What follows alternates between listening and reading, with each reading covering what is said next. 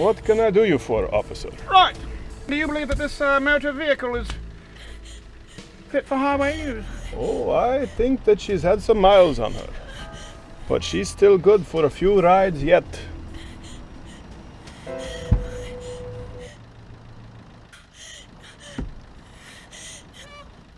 I'm just having a laugh.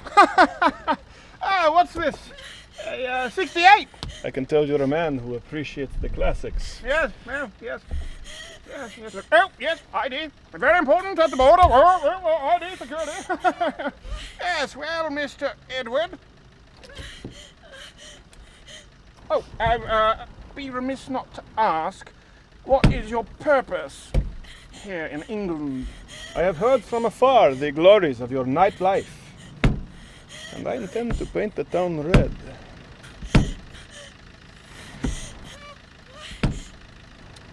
Well, that does seem good enough for me. There you go. Be on your merry way. Just, you'll find that here in London we are quite welcoming. That's not a problem. That'd be none of my business for me to judge, because I'll tell you, that would be very inappropriate of me.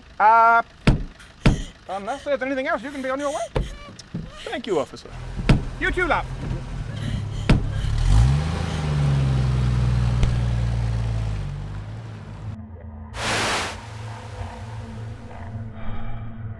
Let him come. Bring Johnny Bond in, and I will kill him.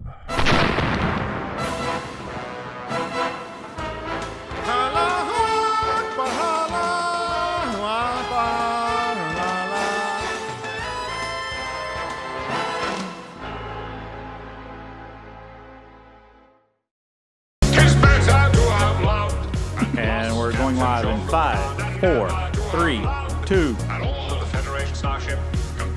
Hello. That's the sound of the weekend. I am your host, Aaron the Intern. I'm hosting now. And producing with me, as always, in studio is Sound Guy Edward, who is a sound guy. I fulfill my legal obligations. Draw your own conclusions. Are we good? Well, good, man. How does it feel to be sitting in the big chair?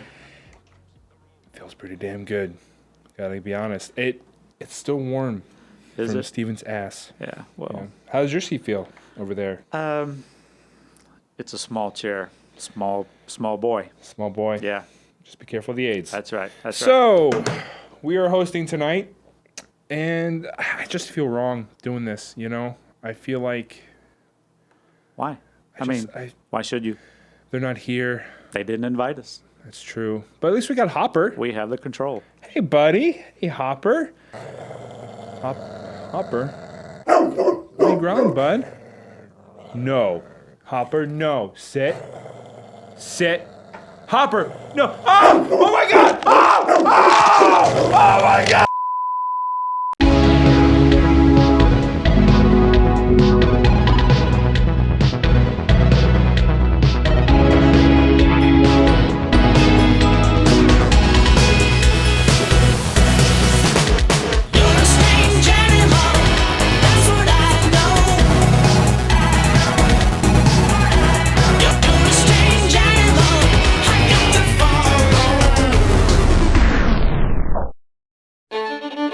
June, which marks Louder with Crowder's second annual Cultural Appropriation Month.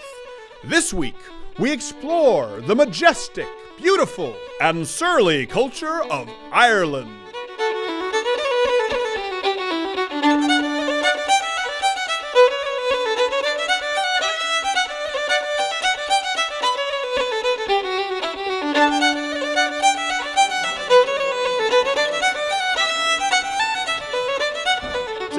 This is actually a show live from Ireland. Glad to have you. Big Producer show. in not video studio this time. Actually, live from a pub in Ireland, in Ennis, Ireland.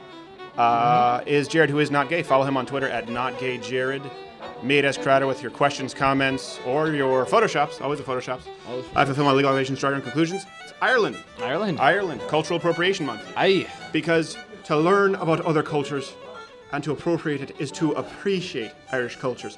By the way, for those wondering, Not Gay Jared is dressed as a potato. Free round for anyone who hits the potato. We wanted to see how long it would take for him to get his ass kicked. So that is an open invitation to anyone at this pub in Ireland. Listen, we don't know what will happen here. Could go well, could go horribly.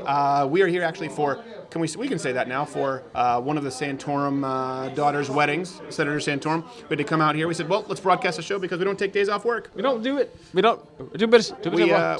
Stephen. That's a horrible. It's almost as bad as mutton chops. I don't think these mutton chops are going to last very long, by the way. We visited Ireland. Beautiful countryside. Beautiful topography, obviously. Went to In fact, here's a quick shot of. Here's actually us going to the cliffs. What is it? Mordor. Just watch.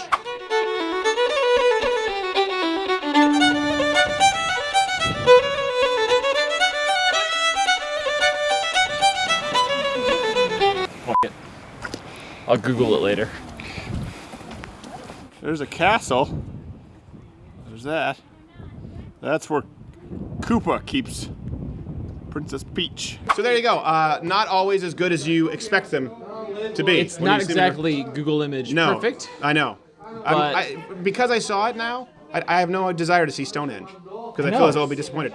So listen, we're in Ireland, and as you know, I've been concerned about going to Europe for a long time. We've had invitations. As anyone, sensibly. But Ireland was one of the few places we've talked about that we said, okay, it's pretty safe. Ireland, obviously, is not necessarily, wasn't for a long time a hotbed for any kind of terrorism. We'll be talking with some of the locals here about the recent events that have occurred and the radicalization that's happening in Ireland. There's kind of a cultural shift. There's a bit of a political divide in Ireland that's interesting now that didn't really exist not too long ago. No.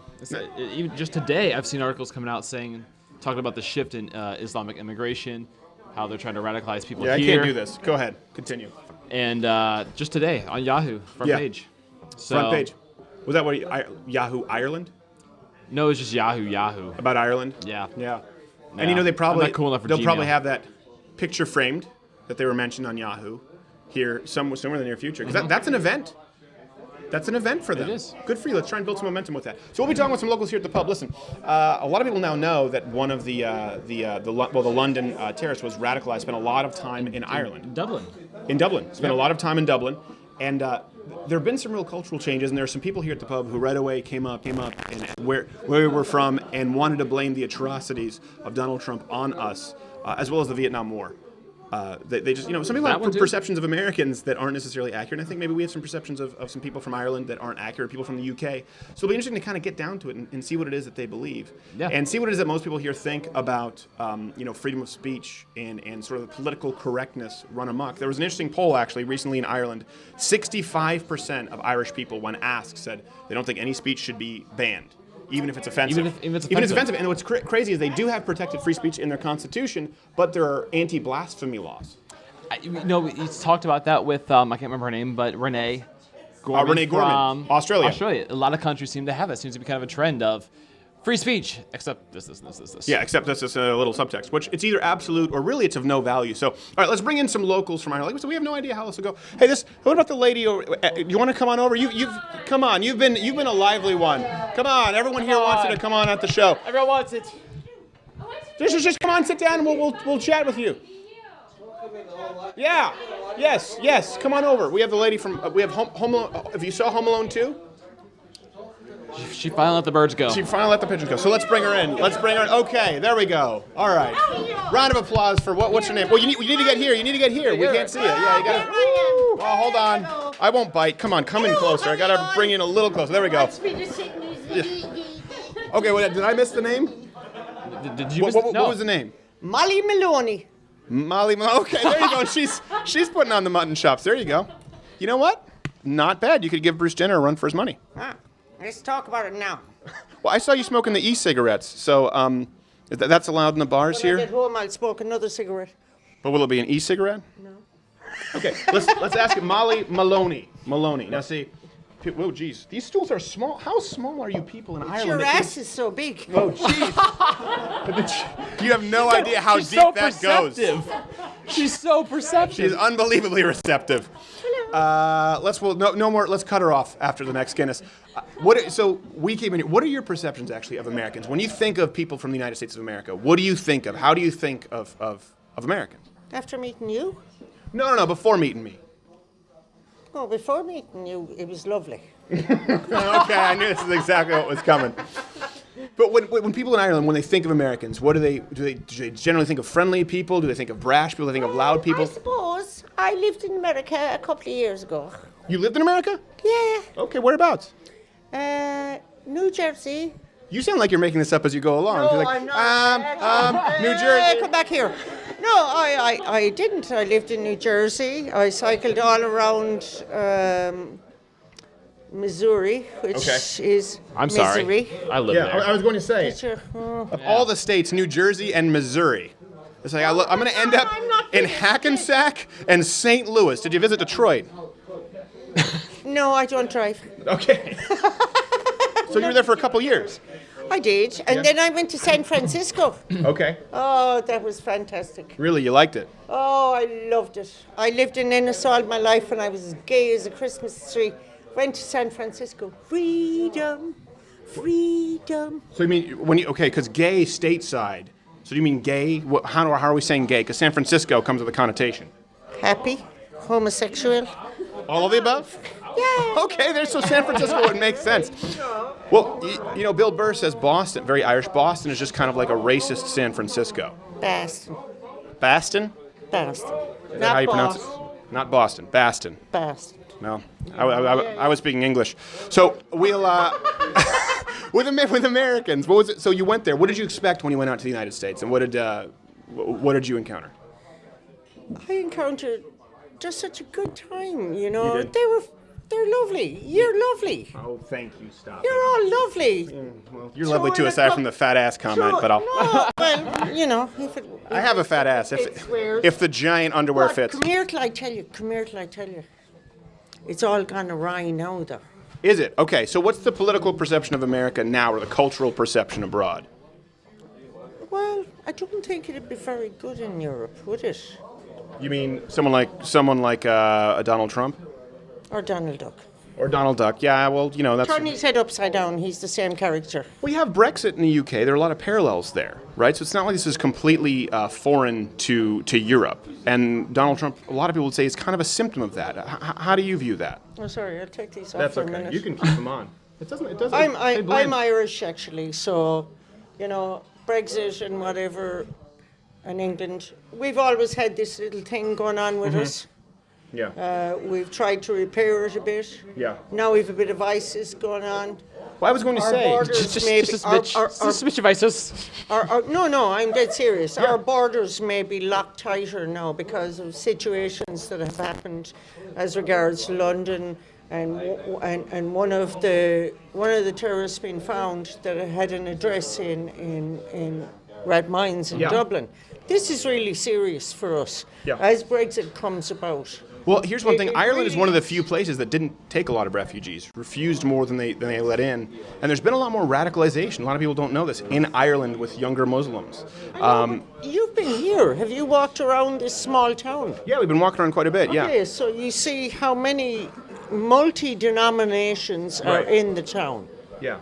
So would you support them now being stricter and a little tighter on security, or do you think that's a sad kind of outcome? We're Irish. It's very hard to pin us down on. I think on that. Yeah. It's very hard to pin us down on that because we've been everywhere. Mm-hmm. We've done this. We've done that. We've been everywhere. Yeah.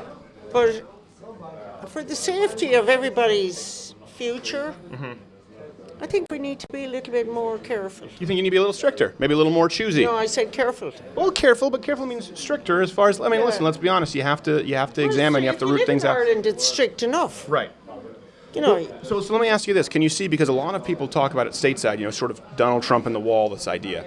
But because we've had this issue in the United States, and we effectively have open borders where there's no way to monitor people who are coming in, do you think understanding, now experiencing this in Ireland, maybe the Irish people might have more sympathy for Americans saying, you know what, we need to put a lockdown on this and know who's coming in and going out? I think that America has so many different ethnic minorities in it. that have settled, have added to everything that is over. Including the Irish. Including the Irish, but I'm talking about everybody.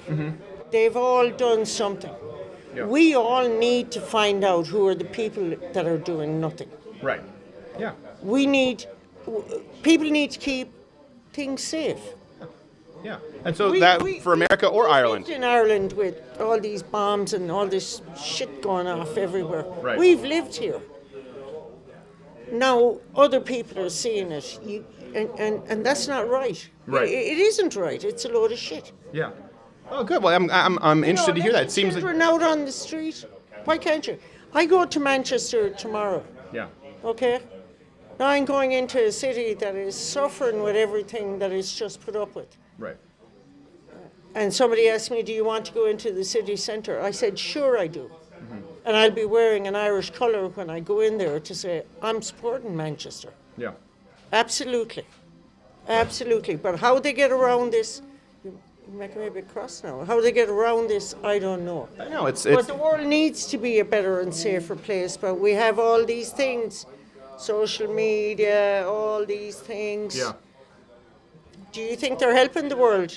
Even though I'm on your microphone. Social media. Well, I think it's a double-edged sword. Yeah, I think it's a double-edged sword. absolutely. I think it allows It's people a like kind of a catch-22 situation. Because this conversation can reach more people than will be seen in traditional news or media, Okay. And it can be organic and unedited and raw. Okay. And then on the flip side, people can be more disconnected than ever and just lie, and then it Absolutely. catches on like Absolutely. wildfire, or radicalized terrorists. I mean, your friend is dressed up as a potato. I know, isn't it? I mean, These are true things. No one can tell us he can't. Mr. Spud. Can you see Mr. Spud, everybody? Well, like we said, there's what I can. still a free round for whoever hits him. He's a spud from the famine. He looks like a sad, what you call him, things he have. Homosexual is not the word you're looking for, right? No, good God, no. No. Well, many use that for him. He looks like a sad pumpkin. It looks like a sad pumpkin. But then In other words, a again, potato. It's June, Yes. so he must be. Yeah, potatoes are sprouting. Well, thank you so much. Yeah, we have some other people we're going to bring on as well, but I appreciate you giving us your point of view. The other crowd are very rowdy. Yeah, I know. Well, you've got a Scotsman and you got a Welshman right there. Oh, the Welsh, the Scots They're already fighting. boxing. Yeah, I know. Come here, we're all going watching Just glass the going Lions, everywhere. Rugby match in the Okay. morning. Get up, everybody. 8:30 in the morning, get cracking. All right, thanks so much. We appreciate it. Can I keep your pipe? You can't. That's an actual Peterson authentic Irish pipe, and it's expensive. You mean a meerschaum? No, that's not a Meerschaum, but that's Peterson. They're made in Okay, Dublin. can I- You can keep the mutton chops. You can keep the mutton chops. No way. I'm joking. No, you can keep them. Thank you. Thank you. Oh, you are Bye, darling. everybody. Bye, everyone. Here in the Irish pub, getting opinions, learning a lot. It's interesting to hear Should have that. got Hillary. Is your house on fire? I don't know. Is your house on fire? All right, so now we're bringing someone younger. What is your name, sir? Stephen. Stephen. All right, Stephen, nice to meet you. So this was interesting. This is, that when we picture people from Ireland, that's not far off. Yeah, well, this is Clare, so it's Ennis, it's only a town. Yeah. So we're from Limerick, which is one of the cities of Ireland. Yeah. So there'd be Dublin, Galway, Cork and Limerick, so it's a bit different there. What she was just talking about, she said should have gone Hillary. I find that interesting. Should have gone Hillary, but she just said, yeah, we need to make ourselves safer. We need to know what's going on. We need to know who's coming in and out. Seems like I don't know if it's because the left-right shift hasn't occurred here in Ireland, but there's a disconnect between what people want, which is freedom of speech. If you look at the polls, actually Ireland is a more free market economy than the United States in a lot of ways. And now people are saying, well, we need to crack down on radicalism, but then saying, Hillary. Yeah, I think it's all due to the media here in particular, because you won't hear any right-wing sort of media here. So everything like RTE, if you're on the radio, so RTE, Today FM, Spin Southwest, everything that they report on is all, there's no mention of Trump in a positive sense in any way, even if he did something right. Yeah. So everyone here, unless you look it up yourself, would be on, oh, you should have voted Hillary because Trump's a sexist, Trump's a racist, he doesn't like Muslims, he doesn't like Mexicans, he doesn't like women, and they'll take it all because they'll see it on Facebook, or they'll hear it on RTE, or they'll hear it wherever, and they'll just take it as fact because that's, nobody really cares. Do you think there's, I know you're here with your friends and you're kind of more right-leaning, we were talking, do you think there's almost a disconnect where generationally younger people are starting to lean more that way because they've been raised in such sort of a bastion of liberalism? Because from our we're a little older. When we were raised, it was just like era of George Bush, so everyone went super liberal. Now Generation Z is kind of going the other way. Do you feel in Ireland that you guys are kind of growing, or are you just outliers in a whole bunch of colleges filled with leftists? I don't know. I mean, my parents are probably older than a lot of people's parents. My parents have been in their 60s, and they would have been very Christian, very conservative, and I think most people's parents here, maybe not a lot of them, would be liberal. I think most people, even I've been talking to people in college I've been speaking to about this kind of stuff, a lot of people don't care. So it's not really mainstream yet, but if you ask them, they would lean left either way. They won't. They'll just take it on board that Donald Trump is bad. But do you think they'd lean left? Like, for example, if you ask them about, okay, do you support freedom of speech here? Or what do you think about, obviously the recent terrorist being spending a lot of time in Ireland with, these mosques going up, people being more radical? Do you think they would actually answer left on those questions? Because we just saw there, even someone who said vote Hillary was far more right on a lot of individual questions. And I've experienced that a lot in my time here in Europe. I think the majority of people, if you ask them here, would say that, and it's because they're getting it from the media, that the attacks have nothing to do with the religion. They'll say that, even though they'll say that we need free speech, say whatever you want, but it's all to a point. So it's free speech, say whatever you want. For example, I'd be on Twitter, and even just yesterday it was trending, it was hashtag feminists are everywhere. So, and everyone I spoke to was Irish, so I said, I just asked questions like, why, give me one reason why we need feminism in this country. And the hostility I was met with was crazy. Do they say you have a fat ass and make fun of you sitting on a stool? No, I didn't say that, but they would call me, before I even said anything about women whatsoever, it was just, you're a misogynist, you're a racist. I think that's kind of just the way it's picked up in Ireland. It's the same. It's free speech to a point. And that's your dame over there, right? That's my girlfriend. That's your dame over there. And is he a sexist? Is he a misogynist? No. I mean, I have 4 sisters, I have 6 nieces, and my girlfriends. And he doesn't slap you around. There's no 50 Shades of Grey against your will? No. Okay. So it's just, that's the way it's viewed upon in Ireland, where a lot of people who speak to probably don't care, but they would take, because that's the way it is in the media, they would take feminism, Islamophobia as fact, all these things as fact, without even looking it up, because that's what's talked about in RT2FM. It's just, if they report on these attacks, like the Manchester attack, there's no mention. They won't tell you that it was a religion. They'll just say that it was an incident that happened in Manchester. They'll leave out the fact that, or London that happened on Saturday, they'll cleverly edit it, all the stories and the interviews of people where they don't mention the fact that the boys were saying, this is for Allah, or there's none of that, or Allah Akbar. Do you think, how much of that do you think has to do with, we were talking about this, there's a blasphemy law here in Ireland that was put into effect. Do you think most people even know about that you can actually be arrested, you can be charged for blaspheming? And of course, anything, if you say, well, a lot of people don't understand this. If you say, I don't believe Muhammad is a man who he claims he was, which is the messenger of God, is to blaspheme against Islam. So it comes down to who is the judge of what is blaspheming or hate speech, whatever it is. How many people do you think are even aware of that in Ireland? I wasn't aware of it until the Stephen Fry, did you hear about that? That was where it came up, where Stephen Fry criticised God, and it was an Irish interview. Yeah. And that's where it all came up, and he got off it in the end. Well, I wasn't aware of it. I don't know how many people were. I assume people... And he's far left. Yeah, he is. I wouldn't say he's far left. He's kind of culturally left, and I think standing up sort of with the freedom of speech, I think it's forced him to become... Yeah, I guess he's some of that. He's pretty far left. Yeah, but I think in this country they're trying to get rid of all... They want to get away from the Catholicism and the Christianity. I think they want to separate that totally, where they take away... They don't want to protect that anymore. Right. I don't think so, from things I've seen, where they want to take away from the whole Christianity and the separation of church and the state. But if you're in school, they won't. You'll be Christianity be on the chopping block all the time. Where there's nothing wrong with that, but any mention of... It's interesting though, because abortion is completely illegal in Ireland. It's the only place where that's the case, and that's because they recognize the individual rights of personhood, to the unborn. Where do you see that going? Because that's obviously deeply rooted in the Catholic, faith in the history here in Ireland. Well, that's another thing I'd be on board with. I'd be pro-life. I'd be totally against the abortion. I mean, my father goes around and he canvasses for Save the Eighth. So he goes around to houses and he knocks and he talks to people, and they would say, some people tell him to just go away. So, but they had a thing, and it was March the 8th, so it was International Women's Day. Everywhere, but in Ireland they did a thing where they strike for repeal. Mm-hmm. So they topless. They go topless? No, I don't think so. Do they have pussy hats on like we had in the States? Not yet, thank God. Disappointing. They took the day off work, just took the day off work. Most of them don't work. Yeah, most of them don't work. A lot of them probably didn't. But then people were encouraging the women to take the day off work. And then on Twitter, there's this, I don't know if you've ever heard of them, a group called the Rubber Bandits. No. Yeah, so they're like kind of a... It sounds like a Home Alone 3. Yeah, they're kind of a comedy thing, but I saw them tweet that men should go out and support the women for repeal, the strike for repeal, and take the day off work as well. And I said...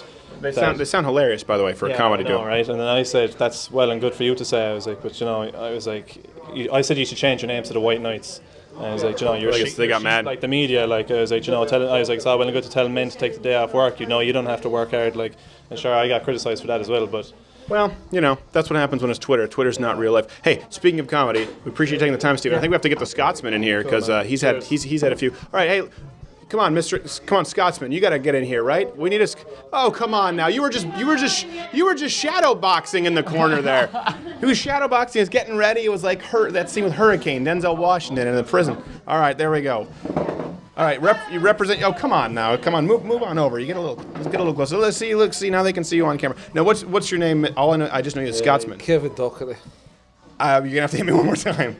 Huh? Kevin. Dockery. Dockery? Yeah. Okay, I got it. Okay, you're looking at me like I got it wrong. No, I got it right. Okay, so Kevin, what do you do? First off, what are you doing in Ireland? Over for a meeting today. Okay. Hey, as far as Americans, we think of Scotland and Ireland as pretty similar. What's the big difference? Like, is it a lot more mountainous in Scotland? No, we love yous. Well, they're very similar. We love yous. No, but I'm saying, is it high, like more mountainous as a region in Scotland? It's more hilly in Ireland. This is called breaking the ice. Scotland's better looking. Okay, all right. Scotland's better. So what's the impression that you have the Scots have of Americans? What are you laughing at? I don't know. She's still laughing at my fat ass. She can't get over it. And the potato. I like Americans because Donald Trump's the man. So you think okay? So there we go. Okay, listen. No, you can't walk away now. You have to stay here. You have to stay here. Stay in the pocket. So you said Donald Trump's a man. As long as he keeps to his story. As long as he keeps to his story. So you probably don't really even agree with him on everything, but you like. What is it you like about him that you say he's a man? Because he's right. He's actually right. He's Scottish. Is he Scottish? Yes, he's half Scottish. Okay. Do you think that's what makes him so bold? Yes. Yeah. You think it's a part of it? Yeah. So when you were watching the election then, were you rooting for him? I had him at 12-1. You really did? I had him 12-1. I made $6,000. I put £500 on it. Did you actually bet on Donald Trump? Yep. Wow. I made £6,000 off him. Oh my gosh. Nate Silver, you lost to a Scotsman who had one too many. Yep. Nate Silver, the brilliant man who's ready to come out. Oh, Dara? Okay, well, I did make $6,000, by the way. I did. He made $6,000 on Donald Trump winning. All right, now he's got to go. All right, listen. I don't know. Like we said, this is the nature of broadcasting from a pub. This is the show. All right, let's bring him on here. I didn't mention the name of the pub because I didn't know. Okay, you did. Oh, did I? No, but that was targeted, small. That's only to a small amount of people. So we can say, as you want to say. All right, he's been very, very nice here at Lucas Bar in. Am I pronouncing it Ennis? Ennis. Okay. Yeah. Were you worried at all when you heard we were coming over to do this? No, I think I actually answered the request before I even looked you guys up. Okay, well, and then your mistake. Yeah, no, I wasn't too worried. Well, you've been really accommodating here. Now, what would you say your perceptions are? I mean, working in a bar, working in a pub. Most people in Ireland, their perceptions of Americans right now in this climate. Right now, I mean, I don't think it's that easy to define. I don't think you can put your finger on it as one particular brand. Yeah. It's layered because lots of people have their own personal connections with the US, actual family connections and cultural connections. Yeah. So it's not that easy to put your finger on it. Obviously, we get a lot of our information from the European media, from the Irish media, and a little bit of the US media, so that tempers it. But, I mean, Ireland has always been generally positively disposed towards the US just because it is like an extended family for us. So it'll never be entirely negative. I think people feel a little bit of ownership of the US. People here feel as though that when something they don't like is happening, they feel kind of disenfranchised. They've contributed a lot to the American culture. We certainly believe so. Yeah, we think they have. Yeah. Yeah, I mean, you have the Irish, the Italians, or some of the first waves of immigrants who came in and became Americans, and are actually some of the proudest Americans. Sure. To be there in that country. Well, let me ask you one thing that we noticed when we even talking with people here. Even though we talk about the EU, Brexit, probably won't happen with Ireland. There seems to be a strong streak of national pride. Some people call it nationalism in Ireland, but national pride in your country. We were just talking. We were at a breakfast place, by the way. Things open really late here, in case you didn't know, compared to the States. It was we couldn't find a coffee place open before 9. So is it just the breakfast locations aren't particularly ambitious? Who wants coffee before 9? 9. You don't have a coffee machine? Well, we would not when we travel here, but we're sitting there like, no one wants to work that early. We were surprised. This lady, I said, what do you think about Americans? Americans, She said, well, we like Americans, all right. We fucking hate the English. Well, we hate the accent. We haven't put the accent on. I know. That is. I mean, that's like we can say that. In many ways, that's our word. That's our term. We can say that all we want because of what was done to us. But it's meant as a kind rebuff. It's like there are friends who were super bad to us in the past. Yeah. Everyone who did that is dead. And everyone that did it too is dead. But that was your greeting to Americans. Yeah, that was your greeting to Americans. That was our first impression of the Irish. She obviously hadn't had her coffee yet at that stage in the morning. Could you imagine though if you came over to the States and said, "Hey, what do you think about the Irish? You guys are okay. We hate Mexicans." Yeah, I mean that would not go over well. That is one issue I think America that a lot of people we don't understand is if Americans have pride in their country, national pride, often abroad it's seen as being pious, really it's bad. seen as pompous, it's seen as racist. By extension, you'll find that you find it very difficult to find if you go to Britain, you'll find lots of proud Scots, lots of proud Welsh. Yeah. You find it very difficult to find a very proud and an outwardly proud English person because it is associated with triumphalism. So there could be a touch of that. I mean, it could be that you guys see yourselves as being triumphalist if you're running someone else down. The English, I know that they do that. I know that they feel that way. It's actually unfortunate for them. They can't to a full extent celebrate their own culture. Do you think that because of that sort of browbeating and that guilt that they feel, maybe that's where, if you look at the younger generation, a surprising amount of them were pro-Brexit. A surprising amount of young people. Is that the case? It's always, you're taking these things relatively, right? For example, like when we say Generation Z is a generation below millennials, it's the most conservative generation ever. What that means is if you look at baby boomers, who are now conservative. 60s? Yes. Actually, no. My dad ended at like 63. When they were young, they were the flower child hippies. Oh yeah, but sorry. They became more conservative. Yeah. But now, even at a young age, comparatively, they're much more right-leaning. And I'm wondering if it's because maybe they're separated from that guilt. Maybe a lot of young English people say, you know what, I didn't do anything wrong, and I like my country. I'm proud of my country. I can't speak to that. I don't know. I will always have the impression that the opposite is the case. It's actually younger people in the UK, certainly, who are a little bit more aware of the evils done by them. I mean, they tried to take over the world, right? And they tried very hard, and they came damn close to it. You kind of lost your number one draft pick with the United States, England. So sorry that got away from you. We did pretty well. Well, I mean, we're doing okay too. Yeah, Ireland did pretty well too. Yeah. But yeah, so I think that my impression is that younger people in the UK would have more awareness of what it used to be the British Empire. And Brexit seems to be almost like a grasp at the olden days, or the days that never even existed before, the golden years of their imagination. People kind of think that they had this great empire where everyone liked them and they got along with everyone and they were all very rich, but they weren't. Rich people were rich. Yeah. Poor people were poor. Well, I mean, how much of it is imperialist versus people who just don't want to be, like you said, we were talking about Germany with the EU, don't want to be footing the bill for other people, and again, don't want to be guilted and don't want to have their own policies and laws dictated to them. I think you see with Donald Trump as a symptom. When people talk about that. People were made ashamed to be American. People were made ashamed to be male, for a long time. Now you have campuses that are saying, check your privilege, check your white privilege, your male privilege. And they actually have courses to deconstruct and deprogram being a male in college. These are actual courses now. And I think that maybe the political spectrum, they've reached so far right now on the left. That's where you're seeing a lot of people like this, a rejection of it. Like I said, if you have 30% of young people who are leaning right, it doesn't sound like a lot, but compared to previous generations where it might have been 15%, that's a shocking amount. It typically, anyone before the age of 30 tended to be very, very left, and we're not seeing that anymore. And we're just sort of, as people who study sociology, as people who study kind of the human condition with the show, obviously with comedy, it's something that everyone has a different answer for. And it's surprising to hear different points of view in Europe. Yeah, that sure is a hell of a lot of stats. I'm using that as a comparison. I don't have the exact number on them, but generation, they call them Z, are becoming more and more right-leaning, and a lot of them, not right-leaning necessarily politically, but culturally, as freedom of speech. And it could simply be a symptom of generations getting more right-wing, and then moving on to the next generations. It could be a cycle. I don't know that. Yeah, it could be cyclical. Sure. It could be cyclical. Yeah. Well, like you said, final thing, you said people here don't really care about the political correctness. Like they like comedy to just be comedy.